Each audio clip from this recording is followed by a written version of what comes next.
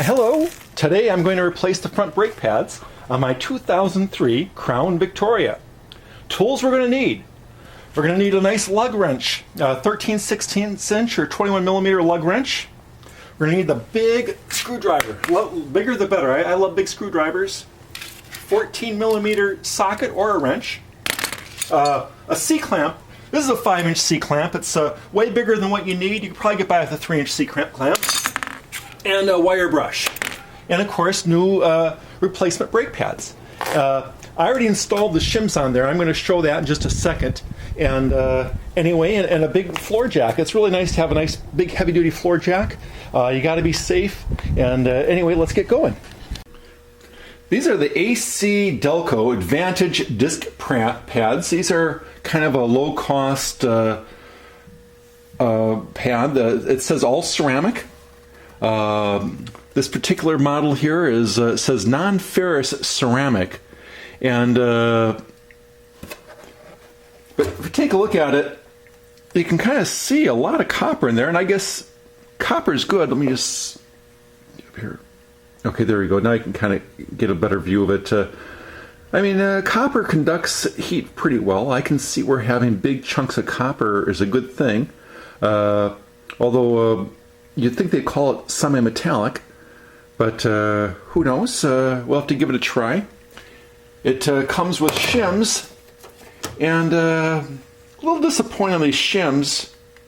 Most shims have an adhesive on there that you'd peel off. You'd peel off the backing, you peeled off, and then they would stick.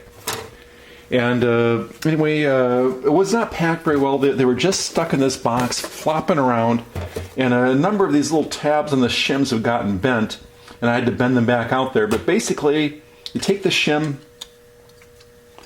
put on the back, and then you have to take a pair of pliers and bend in these tabs. And it stays on, but I don't know, it's not great. I'm gonna take some white glue, and I'm gonna glue the shims on there, because most of these shims come with some sort of an adhesive, and you might as well do that. Okay, so I got some regular old wood glue, some white glue, carpenter's glue, whatever you want to call it. Put a little bit on there, spread all around.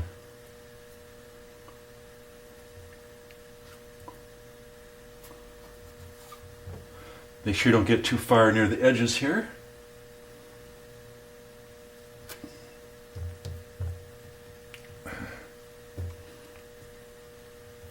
There we go, and that way those things aren't going to come off. Well, the car's on the ground. We pop the hubcap off, and then we crack all the lug nuts. Just give each one a half turn to loosen it while it's on the ground, because you don't want to be doing this when it's in the air. Okay, they're all cracked. Now we find a good jacking point, and you try to find a piece of the frame member in here. You can kind of see how there's a big metal frame right along here, and I'm right on the frame, and I'll start jacking this thing up till it's tires off the ground, maybe about an inch and a half, 2 inches there. Now we give everything a nice little inspection.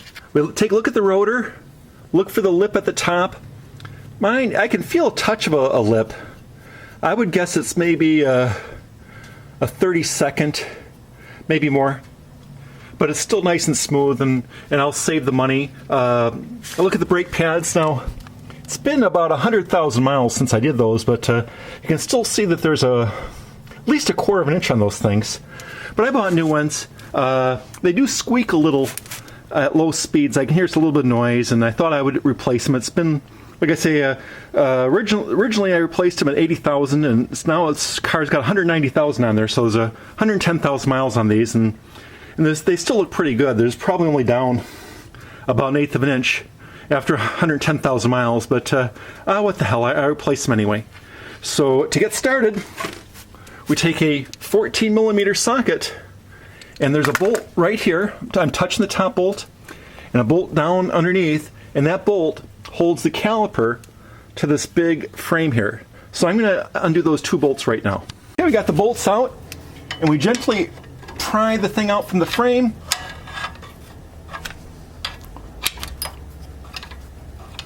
And you may have to try to see how the piston's in here. You can kind of see that there's a piston here, there's a dual piston thing, and sometimes you have to pry between the brake pad and the piston, or the rotor and the brake pad, try to push the piston back in there to get a little bit of the space. But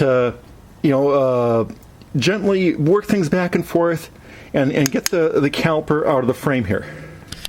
That was a lot more difficult to get off than the other side.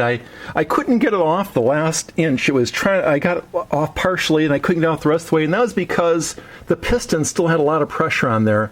And eventually I really had to get in there and push these pistons in a bit before I went to take it off, because they were holding on.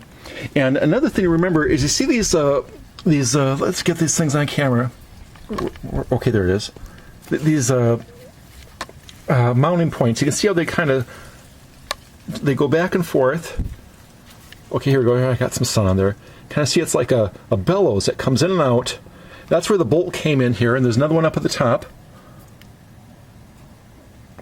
You got to make sure that those things don't interfere. Like if you're pulling on the top of the caliper and the bottom end dives in, it can get caught back behind that bellows and get locked in there.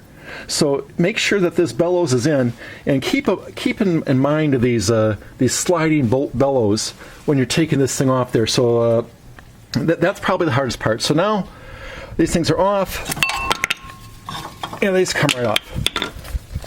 Okay, and here's the slides where the brake pads used to be. I clean these things up a little bit, get a little wire brush, clean these things up, clean this one up, get the ones on the inside, one down below, get all the dust off there, get those things all cleaned up, and make sure that there's nothing in there to cause any sticking. The new brake pads went in there really easy. You kind of have to push a little bit against the spring here, push a little against the spring here. Take your time, don't mess up these guides. You can see how there's some stainless steel guides here and a stainless steel guide there. Same thing with inboard ones. The inboard ones were a little harder to do than the outboard ones, but I put like the bottom in and I pushed it down really far, and then I gently wiggled in and still started to go. You don't want to force it, but you want to make sure you push it in the right way. So yeah, those are in there. Now we just have to take the calipers. Now I got to take the C-clamp, and I got to fully push in the pistons, those two pistons, into the calipers, and then I'll be ready to put this thing back on. Okay, I gently screwed this thing in there. You can see how it's even a little bit below. The piston's actually a little bit below the edge, but you don't force it after that point. Once you get it down there below this outer metal edge, there's no point going any further. Make sure you don't damage this rubber seal. Some people take like the old brake pad here and then clamp against the old brake pad. You can do it that way. But anyway, just make sure you don't damage the seal, and just don't go nuts tightening this thing. Okay, I put it back in and tighten the bolts, and the main thing is this sliding bellows. Make sure that that's pushed back all the way, and on the bottom, make sure that the bottom one's pushed back all the way, and gently slide it on there. Don't damage that thing, don't bend it, don't let it get in the way, don't let it get caught. It has to be fully retracted so it doesn't interfere. And it goes on very easy. You never really force anything on a job like this. There's no smashing with a hammer or any of that stuff. Okay, I lightly tightened each bolt while it was up in the air. Now I dropped it, and now we got to tighten these things down. Give a nice star pattern.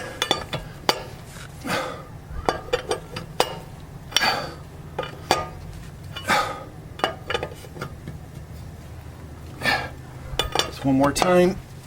Make sure. Yeah, it's not moving. Not moving. Good. Okay, we're all set. And now we just put the hubcap on.